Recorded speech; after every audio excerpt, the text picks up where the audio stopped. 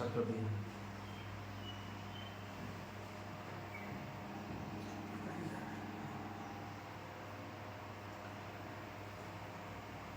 हंसो है।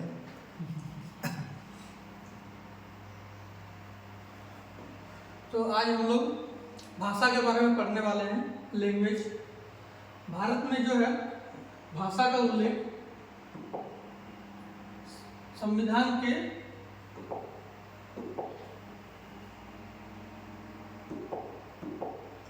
हम लोग आज भाषा के बारे में पढ़ने वाले हैं। भारत के संविधान में भाषा का उल्लेख जो है अनुच्छेद 343 से लेके 351 तक किया गया है। हम लोग का जो भारत का संविधान है उसमें भाषा को डिवाइड किया गया है अलग अलग क्षेत्रों में। जैसे अनुसूची 8 में हम लोग को भाषा का उल्लेख मिलता है।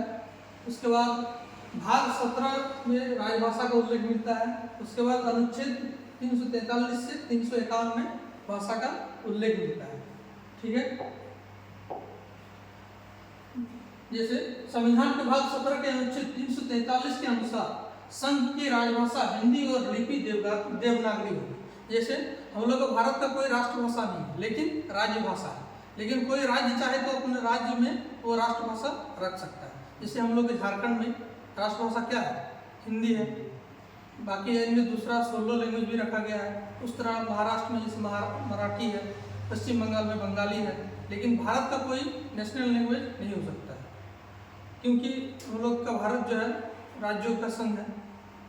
सब राज्य मिलकर भारत बना हुआ है। सब राज्य का अपना अपना स्वतंत्रता है कि वो अपना अपना लैंग्वेज को नेशनल लैंग्वेज रख सकता है। इसी के तहत जो बोला गया है संविधान के भाग 17 के अनुच्छेद 343 के अनुसार संघ की राजभाषा राजभाषा ना कि राष्ट्रभाषा हिंदी है और लिपि क्या है भारत का? देवनागरी है। भारत के संविधान में 22 भाषाओं का उल्लेख किया गया है। कितना है भाषा का उल्लेख? 22 भाषाओं का उल्लेख किया गया है। लेकिन संविधान निर्माण के समय मूल रूप से 8वीं अनुसूची में 14 भाषाओं का उल्लेख किया गया है। जब हम लोग का संविधान बना था उस समय कितने भाषाएं थे? मात्र 14 भाषाओं का उल्लेख किया गया। फिर बाद में संविधान संशोधन द्वारा धीरे धीरे अन्य भाषाओं को जोड़ा गया। समय समय पर संविधान संशोधन द्वारा अन्य 8 भाषाओं को संविधान में जोड़ा गया। वो कौन कौन सी भाषाएं थी हम लोग देखते हैं।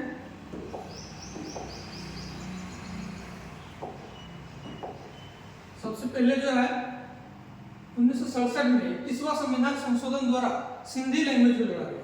किसको? सिंधी को जोड़ा गया। उसके बाद भाषा से रिलेटेड दूसरा संविधान संशोधन हुआ 1992 में, जो कि 71वां संविधान संशोधन द्वारा नेपाली, मणिपुरी और कोंकणी को जोड़ा गया। ठीक है। उसके बाद तीसरा संविधान संशोधन भाषा से रिलेटेड हुआ 2003 में, जो कि था 92वां संविधान संशोधन द्वारा बोडो, डोगरी, मैथिली और संथाली को जोड़ा गया। ठीक है। जैसे इसको हम लोग याद कर सकते हैं 71वां संविधान संशोधन द्वारा जो 3 लैंग्वेज जोड़ा गया, नेपाली, मणिपुरी, कोंकणी। इसको हम लोग नमक से याद कर सकते हैं।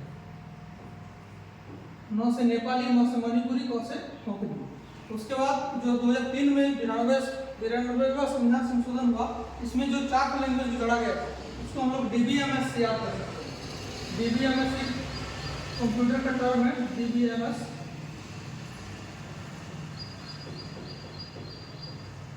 डी से हम लोग क्या लेंगे?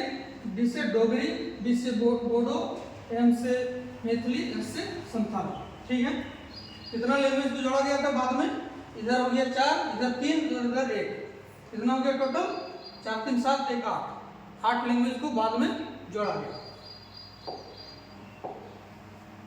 और जो भारत के संविधान में 22 जो भाषा दिया गया है उसका यहाँ पर लिखे हुए हम क्या क्या है। सबसे पहले कश्मीरी है।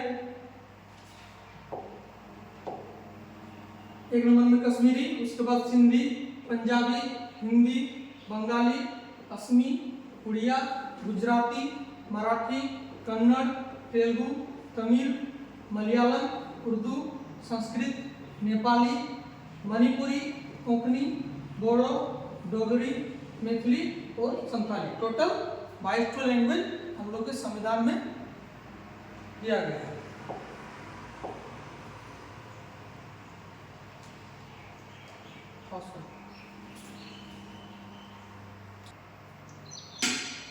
जैसा कि हम लोगों ने देखा, भारत के संविधान में 22 भाषाओं का उल्लेख किया गया है। अब हम लोग थोड़ा दूसरा पॉइंट्स को भी देख लेते हैं। जैसा कि भारतीय संविधान के अनुच्छेद 344 में राष्ट्रपति को राजभाषा से संबंधित कुछ विषयों में सलाह देने के लिए एक आयोग की नियुक्ति का प्रावधान है। मतलब राष्ट्रपति को जो भाषा से रिलेटेड कोई सलाह देगा उसके लिए एक आयोग की नियुक्ति का प्रावधान किया गया है। राष्ट्रपति ने इस अधिकार का प्रयोग करते हुए 1955 में श्री B.G. खरे की अध्यक्षता में प्रथम राजभाषा आयोग का गठन किया। यहाँ से एक क्वेश्चन आ रहा है, भारत में पहली बार राजभाषा आयोग का गठन कब किया गया था और किसके अध्यक्षता में किया गया?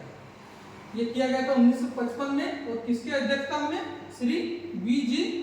खरे के अध्यक्षता में भारतीय भाषा आयोग का गठन किया गया था। ठीक है, उसके बाद देखते हैं राज्य की भाषा। संविधान के अनुच्छेद 345 के अधीन प्रत्येक राज्य के विधानमंडल को यह अधिकार दिया गया है कि वह विधि द्वारा राज्य की राजकीय परियोजनाओं के प्रयोग के लिए उस राज्य में प्रयुक्त होने वाली भाषाओं में से किसी एक भाषा या अनेक या हिंदी को अंगीकृत कर सकता है। मतलब राज्य चाहे तो अपना जो फेमस लैंग्वेज है, जैसे बंगाल में बंगाली फेमस लैंग्वेज है, महाराष्ट्र में मराठी फेमस लैंग्वेज है, इस तरह वो चाहे तो एक लैंग्वेज या अन्य लैंग्वेज को या फिर हिंदी को अपना राष्ट्रीय लैंग्वेज, राजकीय भाषा वो रख सकता है। इस उपबंध के अंतर्गत अधिकांश राज्यों ने मुख्य क्षेत्रीय भाषा को अपनी राजभाषा के रूप में अंगीकृत किया है। मतलब जिस राज्य का जो फेमस लैंग्वेज है उसी को उसने राजभाषा के रूप में अंगीकृत किया हुआ है। जैसे कि मैंने बोला बंगाल में बंगाली, उसके बाद महाराष्ट्र में मराठी। हम लोग का झारखंड में उतना फेमस कोई लैंग्वेज नहीं है, इसलिए प्रथम राजभाषा को हिंदी रखा गया है। बाकी और अन्य कितना लैंग्वेज का रखा गया है? 16। ठीक है, अब देखते हैं कौन सा राज्य में कौन सा राज्य भाषा को अंगीकृत किया गया है। जैसे कि बिहार में फेमस लैंग्वेज है हिंदी, इसलिए यहाँ पर राज्य भाषा क्या रखा गया है? बिहार में हिंदी। छत्तीसगढ़ में भी हिंदी, हरियाणा में भी हिंदी, हिमाचल प्रदेश, झारखंड, मध्य प्रदेश, राजस्थान, उत्तर प्रदेश, उत्तराखंड, यहाँ तक 9 राज्यों में प्रथम राज्य भाषा क्या रखा गया है? हिंदी। ये सब याद करने की चीज है। ठीक है, उसके बाद जो अरुणाचल प्रदेश और गोवा में 2 ऐसा लैंग्वेज ये राज्य है जहाँ पर इंग्लिश को राजभाषा रखा गया है। कहाँ पर? अरुणाचल प्रदेश और भी है, अरुणाचल प्रदेश, गोवा, मेघालय, नागालैंड, सिक्किम, यहाँ पर क्या है? मतलब अपना फर्स्ट लैंग्वेज जो है ऑफिशियल लैंग्वेज उसको इंग्लिश रखा गया है। लेकिन गोवा में जो है कोंकणी को भी रखा गया है, कोंकणी इंग्लिश। मेघालय में तो इंग्लिश है ही है, नागालैंड में इंग्लिश, सिक्किम में इंग्लिश, नेपाली, सिक्किमी और एक्स्ट्रा लैंग्वेज है लेप्चा लैंग्वेज। ठीक है, और आंध्र प्रदेश में क्या रखा गया है?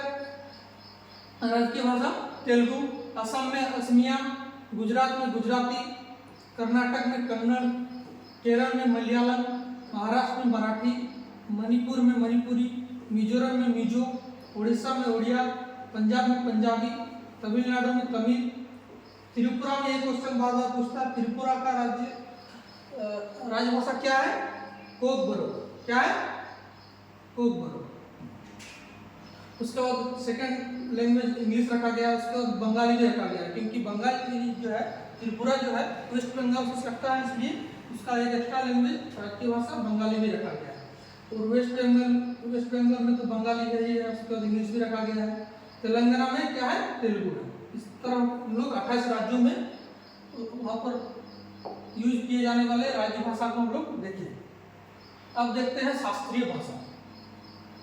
शास्त्रीय भाषा ऐसी भाषा होती है जिसका कम से कम 1500 से 200 साल पुराना इतिहास हो और उसमें साहित्य ग्रंथों और वक्ताओं की प्राचीन परंपरा निहित हो। मतलब ऐसा लैंग्वेज जो 1500 से 2000 साल पुराना हो, ठीक है, और उसमें साहित्य ग्रंथों और वक्ताओं की प्राचीन परंपरा निहित हो, मतलब हिस्ट्री उसका मिला है। उस तरह हम लोग भारत में 6 भाषाओं को शास्त्रीय भाषा का दर्जा प्राप्त है। कितने लैंग्वेज को? 6 लैंग्वेज को। ये है तमिल, संस्कृत, कन्नड़, तेलुगु, मलयालम और उड़िया। और जो ये सब है डेट्स, ईयर्स, ये सब एग्जाम में पूछता है। जैसे तमिल को सर्वप्रथम शास्त्रीय भाषा में ऐड किया गया, कब किया गया था? 2004 में। उसके बाद संस्कृत को ऐड किया गया 2005 में। उसके बाद कन्नड़ को ऐड किया गया 2008 में। उसके बाद तेलुगु को 2008 में, तेलुगु और कन्नड़ को 2008 में ऐड किया गया था। मलयालम को 2013 और उड़िया को 2014। ये ईयर तो है ही है।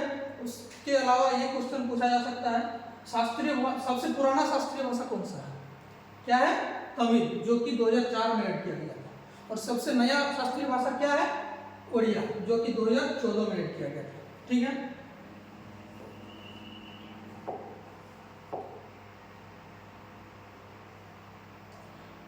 भारत की राष्ट्रीय शिक्षा नीति 2020 के मुताबिक पाली, फारसी और प्राकृतिक को शास्त्रीय भाषाओं में शामिल किया जाना चाहिए। मतलब 3 ठो भी क्यू में है, क्रम में है।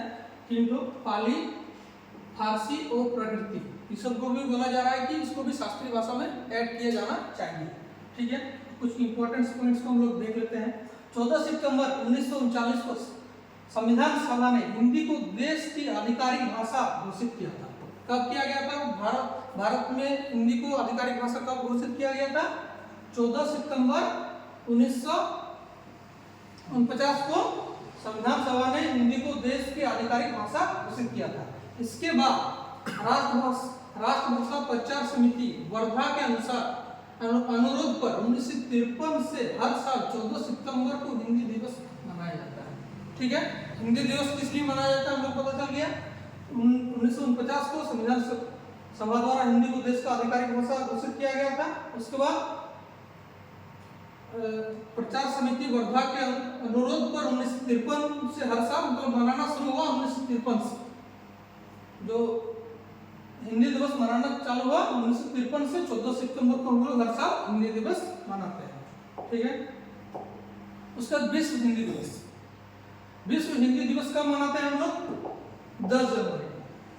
ये जो है 1975 से मनाना शुरू हुआ। 10 जनवरी 1975 को मनाने की शुरुआत हुई थी विश्व हिंदी दिवस। नागपुर में पहला विश्व हिंदी दिवस का सम्मेलन आयोजित किया गया था। पहला विश्व हिंदी दिवस का आयोजन कहाँ किया गया था? नागपुर में किया गया था। इसकी शुरुआत कब हुई थी? 1975 में हुई थी। और कब मनाया जाता है? 10 जनवरी को विश्व हिंदी दिवस मनाया जाता है। राष्ट्रीय हिंदी दिवस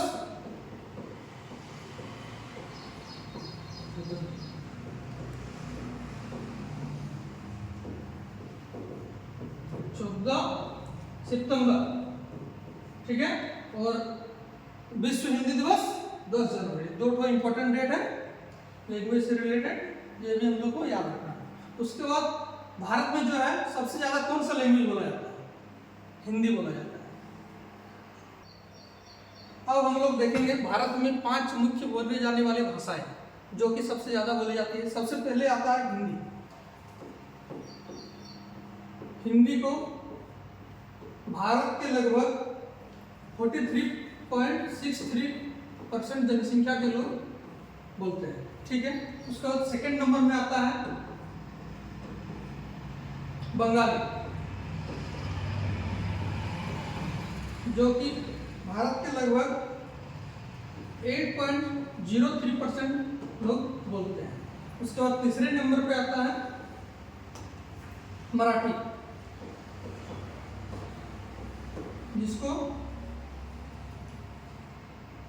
6.86% लोगों द्वारा बोला जाता है। ठीक है। उसके बाद चौथे नंबर पे आता है तेलुगु,